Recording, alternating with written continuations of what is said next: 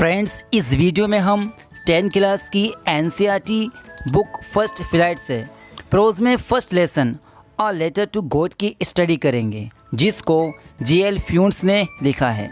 Friends, ये lesson true बिलीफर based है। लोग कहते हैं कि ट्रू बिलीफ पहाड़ों को हिला सकता है, मगर हमें किसी चीज़ पर बिलीफ रखना चाहिए। इस स्टोरी में इसी सवाल का शानदार तरीके से जवाब दिया गया है। फ्रेंड्स, अदर वीडियोस के लिंक्स डिस्क्रिप्शन में ऐड कर दिए गए हैं, आप चैनल की प्लेलिस्ट ज़रूर चेक कर लें। Let's begin the lesson. वे मकान जो एक नीची पहाड़ी पर स्थित था और ये पूरी घाटी में अकेला स्थित था। इस ऊंचाई से कोई भी नदी और पके अनाज के खेतों को फूल से लदे देख सकता था, जो एक अच्छी फसल का वादा कर रहे थे। ज़मीन को सिर्फ एक बारिश या कम से कम एक बौछार की ज़रूरत थी। सारी सुबह लेंचो, जो अपने खेतों को करीब से जानता था, उसने उत्तर पूर्व दिशा में आसमान की तरफ देखते रहने के सिवा कुछ नहीं किया था। लेंचो ने अपनी बीवी से कहा, अब हमें कुछ पानी मिल जाएगा। वे जो रात का खाना तैयार कर रही थी, उसने जवाब दिया, हाँ, अगर ईश्वर ने चाहा। बड़ी उम्र के लड़के खेत में काम कर रहे थे, जबकि छोटे अपने घर के पास खेल रहे थे। तभी उस औरत ने उन सबको बुलाया, खाने के लिए आ जाओ। खाने के समय जैसे ही लेंचो ने भविष्यवाणी की थी, बारिश की बड़ी बड़ी बूंदें गिरना शुरू हो गईं। उत्तर पूर्व दिशा में बादलों के बड़े बड़े पहाड़ आते हुए देखे जा सकते थे। हवा ताज़ा और मधुर थी। लेंचो अपने शरीर पर बारिश की बूंदें महसूस करने के लिए बाहर खड़ा था, और जब वे लौटा तो उसने एकदम कहा, ये आसमान से गिरती हुई पानी की बूंदें नहीं हैं, ये नए सिक्के हैं। बारिश की बड़ी बूंदें 10 सेंट तथा छोटी बूंदें 5 सेंट के सिक्के हैं। सुकून के साथ उसने पके अनाज के फूलों को देखा, जो बारिश की बूंदों से ढक गए थे। मगर अचानक एक तेज़ हवा बहने लगी और बारिश के साथ बड़े बड़े ओले गिरने शुरू हो गए। ये हकीकत में नए चांदी के सिक्के से मिलते जुलते थे।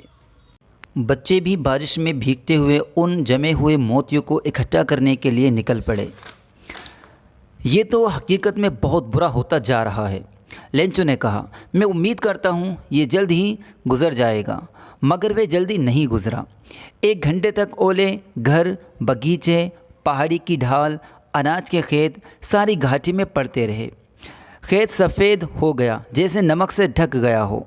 पेड़ों पर एक भी पत्ती नहीं बची। अनाज पूरी तरह से ख़त्म हो गया। पौधों से फूल गिर गए। लेंचो की रूह में दुख भर गया। जब तूफ़ान रुका तो लेंचो अपने खेत के बीच खड़ा होकर बोला, टिड्डियों के झुंड ने भी इससे ज़्यादा अनाज छोड़ दिया होता। ओलों ने तो कुछ भी नहीं छोड़ा। इस साल हमारे पास बिल्कुल भी अनाज नहीं होगा। वे एक दुख भरी रात थी। हमारी सारी मेहनत बेकार हो गई। कोई भी व्यक्ति हमारी मदद नहीं करने वाला। हम सब इस साल भूखे रहेंगे। मगर उन सबके दिलों में, जो उस घाटी के बीच अकेले बने हुए घर में रहते थे, एक उम्मीद थी। ईश्वर से मदद की। परेशान मत हो, पूरा नुकसान दिख रहा है। याद रखो, कोई भी भूखा नहीं मरता। यही कहा जाता है कि भूख से कोई नहीं मरता। लेंचो को बस एक ही उम्मीद थी, खुदा से मदद। लेंचो आदमी नहीं बैल था। वे जानवर की तरह खेत में काम करता था, मगर इसके बावजूद वे लिखना जानता था। सुबह को ही उसने पत्र लिखना शुरू कर दिया, जिसे वे अपने आप ही शहर लेकर जाएगा और डाक के डिब्बे में डाल कर आएगा। वे पत्र किसी और को नहीं बल्कि खुदा को लिखा गया था। उसने लिखा, अगर आप मेरी मदद नहीं करोगे तो मैं और मेरा परिवार इस साल भूख से मर जाएगा, क्योंकि ओलों ने मेरी फसल बर्बाद कर दी।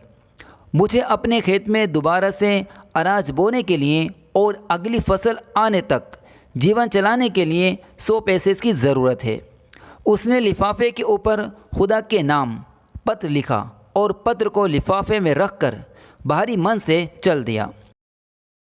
डाकघर पहुंचकर उसने पत्र के ऊपर एक टिकट चिपकाया और इसे पत्र पेटी में डाल दिया। एक कर्मचारी जो डाकिया था और जो डाकघर में एक सहायक का काम करता था, वे हंसता हुआ अपने अफसर के पास पहुंचा और उसने खुदा का नाम का पत्र दिखाया। अभी तक की नौकरी में उसे ऐसा पत्र देखने को नहीं मिला था। डाक बाबू मोटा व भद्र व्यक्ति था, हंसा मगर फिर गंभीर हो गया और पत्र को मेज पर पटकते हुए बोला, कितना विश्वास है, काश मुझे भी इतना ही विश्वास होता जितना कि पत्र लिखने वाले के मन में है। खुदा से पत्र व्यवहार शुरू करना। पत्र लिखने वाले का भरोसा खुदा पर बना रहे, इसीलिए पोस्ट मास्टर को एक उपाय सूझा कि पत्र का जवाब दिया जाए। मगर जब उसने पत्र खोला तो पता चला कि पत्र का उत्तर देने के लिए कलम और दवा से भी ज़्यादा की ज़रूरत पड़ेगी। मगर वे अपने फैसले पर अटल रहा। उसने अपने कर्मचारियों से कुछ पैसे मांगे और ख़ुद भी अपनी तनख्वाह का एक हिस्सा दिया। उसके कुछ दोस्तों ने भी सबाब का काम समझकर दान दिया। उसके लिए ये नामुमकिन था कि वे 100 पैसे जमा करे, मगर वे किसान को आधे से थोड़ा ज़्यादा पैसे भेजने में सफल हो सका। उसने इन पैसों को लिफाफे में डाला, लेंचो का नाम लिखा जिसमें सिर्फ एक शब्द लिखा था, खुदा। अगली सुबह लेंचो समय से पहले ही आ गया, ये पूछने के लिए उसके लिए कोई ख़त तो नहीं आया है। डाकिया ने खुद ही वे पत्र उसे दे दिया जो इस नेक काम को करने में खुशी महसूस कर रहा था। वे अपने कार्यालय में खिड़की से उसे देखता रहा। लेंचो ने जब पैसे को देखा तो उसे बिल्कुल भी हैरत नहीं हुई, क्योंकि ये उसका विश्वास था। लेकिन जब उसने रुपये गिने तो वे नाराज़ होने लगा। खुदा ने तो गलती नहीं की होगी और ना वे मांगने से देने पर निराश करता है। जल्दी ही लेंचो खिड़की पर गया। उसने एक कागज़ और दावाद मांगी। सार्वजनिक मेज पर उसने लिखना शुरू किया। उसकी भौहें नीचे ऊपर होती रहीं। वजह यही थी कि उसको अपने विचारों को लिखना पड़ रहा था। जब उसने पत्र लिख लिया, वे टिकट खरीदने खिड़की पर गया। टिकट पर थूक लगाकर मुक्का मारकर लिफाफे पर चिपका दिया। खुदा, जो रुपये मैंने मांगे थे उसमें सिर्फ 70 पैसे मेरे पास पहुँचे हैं। मुझे बाकी पैसे भी भेज दो, क्योंकि मुझे बहुत ज़रूरत है। मगर ये रुपये डाक से मत भेजना, क्योंकि डाक के कर्मचारी धोखेबाजों का एक समूह है, लेंचो। दोस्तों, अगर आपको ये वीडियो पसंद आई है तो हमारी वीडियो को लाइक करें और हमारे चैनल इफ्ती सर को सब्सक्राइब करें। Thanks for watching this video.